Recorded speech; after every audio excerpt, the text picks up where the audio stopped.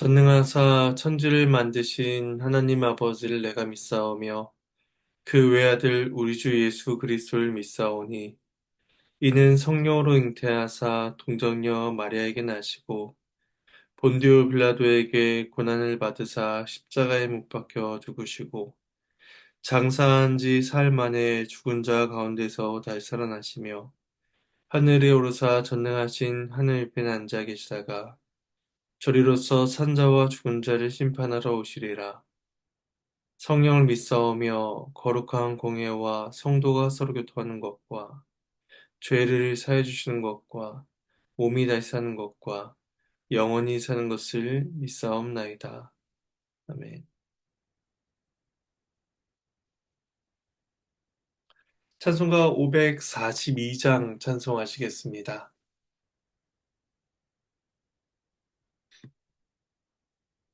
찬송가 542장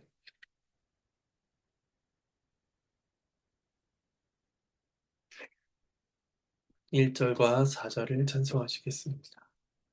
함께 찬송합니다. 구주 예수 의지함이 심히 기쁜 일일세.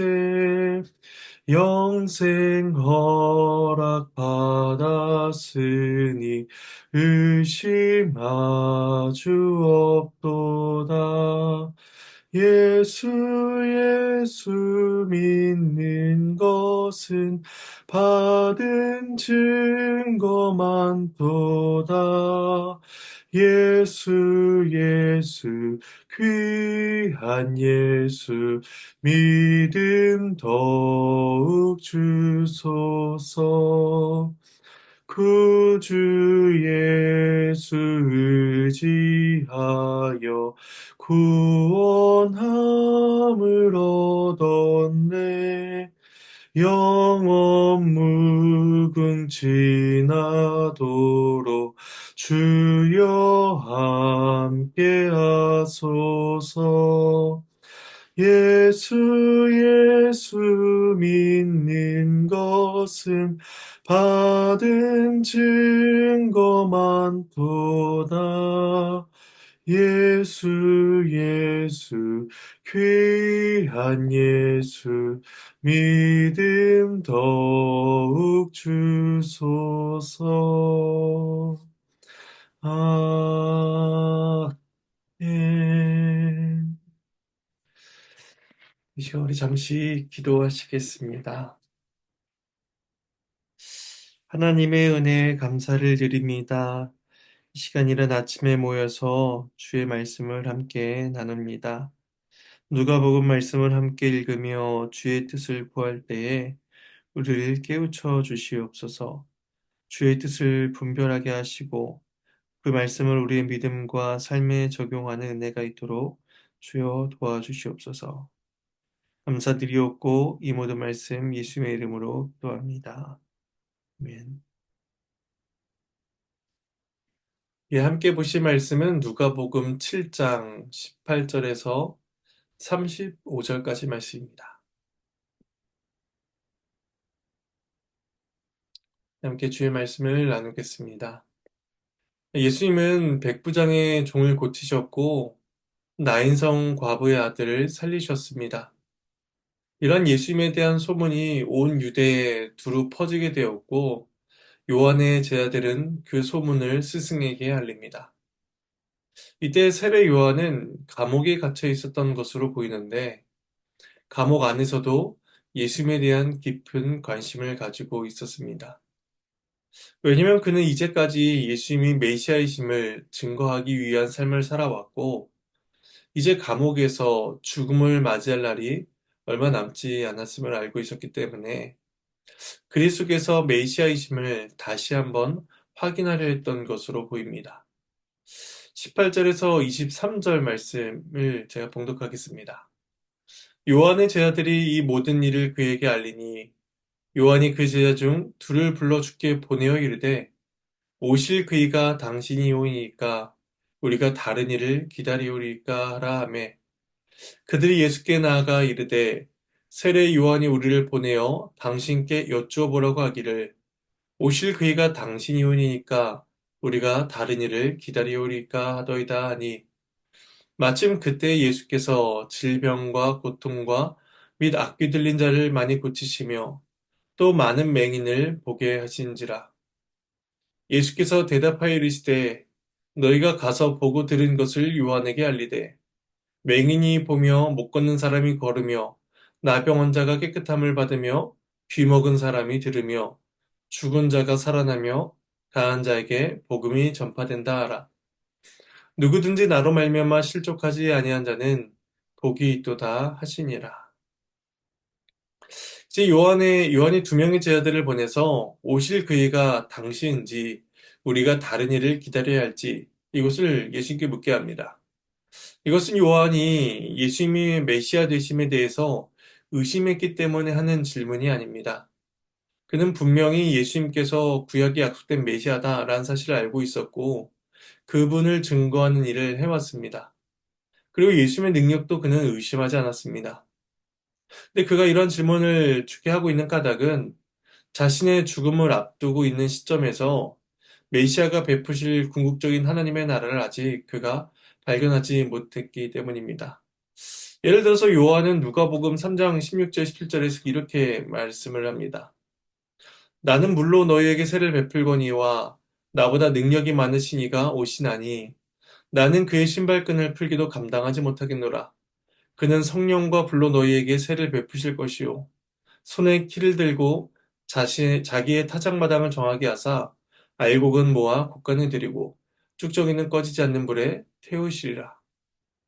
요한은 이러한 선언을 하면서 예수님께서 공의의 심판을 역시 행하실 것임을 선언하였습니다.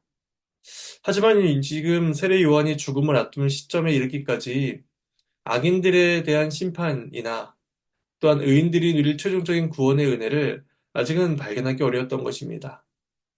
그래서 그는 마지막으로 제자들을 보내서 다시 한번 예수님의 메시아 되심을 확인하고자 한 것입니다.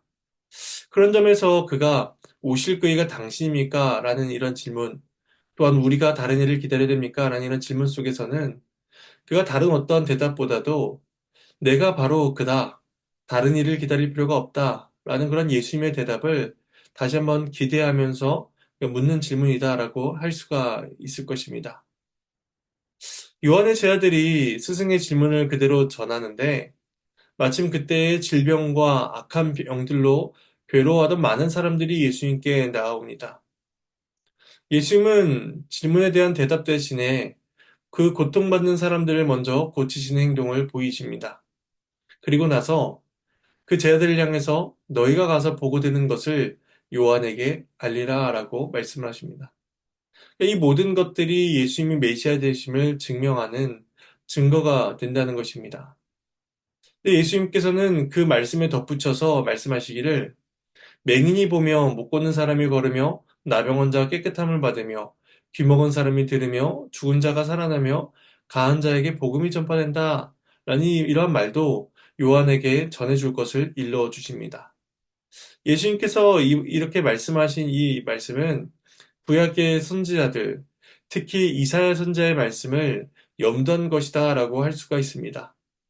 이사야 29장 18절, 또 이사야 35장 6절 등에서는 메시아가 이 땅에 오셔서 행하실 일을 예언하고 있는데 지금 예수님께서 그 이사야의 예언을 그 성취하고 있음을 말씀하고 있는 것입니다. 예수님께서 요한의 제자들에게 너희가 보고 들은 것을 전하라 라고만 말씀하셨다면 제자들은 예수님께서 그저 육체의 고통을 해결해 주시는 그런 능력 있는 분으로만 생각하고 전했을지 모릅니다. 그래서 예수님께서는 구약 선지자들의 예언을 빌어서 지금 예수님 자신이 행하시는 일이 단순히 육적인 차원에서만 그치는 일이 아니라 부패하고 완악한 백성을 구원할 메시아의 표징임을 지금 가르쳐 주신 것입니다. 이로써 예수님은 요한에게 오실 그가 바로 나다라고 대답을 하고 계신 것이죠. 따라서 그러한 말씀을 듣는 대답을 듣는 요한은 현재 예수님이 행하시는 사역만으로서 이제 예수님에 대한 어떤 판단을 내려서는 안 되는 것이었습니다. 왜냐하면 예수님께서 이 땅에 오셔서 행하실 일에 참된 의미와 영광과 능력은 아직 명백하게 드러나지 않았기 때문입니다. 예수님의 그 십자가 사역은 이후에 나타나게 되는 것이죠. 그래서 예수님께서는 그런 말씀 이후에 덧붙이시기를 나로 말미암아 실족하지 아니한 자는 복이 있다라고 덧붙이십니다. 아직은 실족할 때가 아닌 것이죠. 오늘날 많은 사람들이 예수님에 대한 어떤 기대를 갖기가 쉽습니다. 그래서 예수님은 이러이러해야 된다라고 생각하거나 예수님께서 자신에게 어떤 일을 행해 주셔야 된다. 예수님이 이런 분이야 라고 생각하는 경우가 많습니다. 그 자신의 기대와 틀에 예수님이 들어맞기를 바라는 것이죠.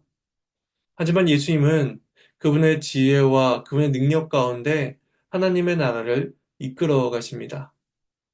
그러므로 복음에 대해서 또 예수님에 대해서 오해하는 사람은 누구든지 실족할 수 있다라는 것을 생각해야 합니다.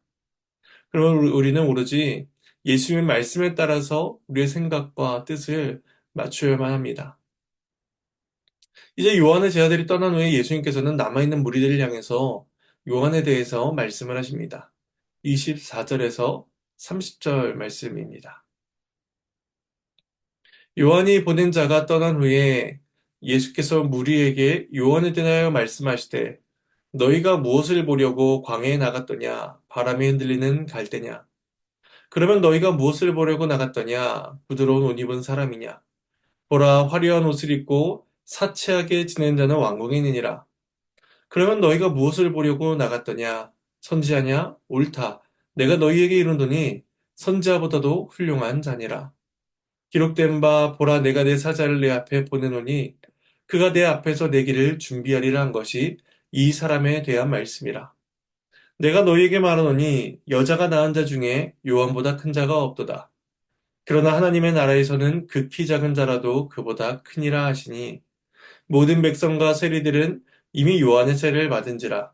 이 말씀을 듣고 하나님을 의롭다 하되 바리새인과 율법교사들은 그의 세례를 받지 아니하므로 그들 자신을 위한 하나님의 뜻을 저버리니라. 예수님께서 요한에 대해 말씀하시며 이제 질문을 던지십니다. 첫 번째 질문은 무엇 때문에 광야에 나갔느냐? 바람에 흔들리는 갈대를 보러 나갔느냐 하는 것이었습니다. 바람에 흔들리는 갈대는 이렇게 바람에 쉽게 흔들리고 또 나약하고 줏대 없이 흔들리는 그러한 모습을 떠올리게 합니다. 근데 요한은 그런 사람이 아니라는 것입니다. 요한은 당시의 기득권자들을 향해서 독사의 자식이라 꾸짖고 회개하라 선포했으며 또한 헤롯에게 직언을 할 만큼 강인하며 죽음을 두려워하지 않는 사람이었습니다. 사람들은 그러한 요한을 보러 갔다는 것이죠. 또한 예수님의 두 번째 질문은 무엇을 보러 나갔더냐?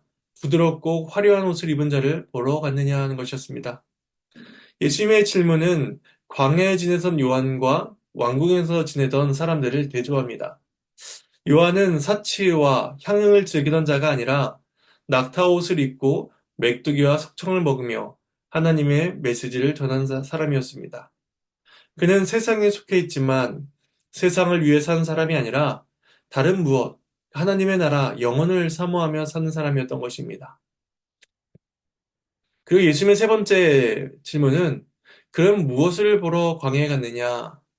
선자인 요한을 보러 갔다는 것입니다. 예수님은 이 무엇을 보러 갔느냐는 이 세 개의 수사적 질문을 통해서 최종적인 대답인 이제 요한을 말씀하고자 하십니다. 그리고 이어서 이 세례 요한에 대한 이제 설명을 주시죠. 요한은 메시아의 길을 준비하는 마지막 선지자였습니다.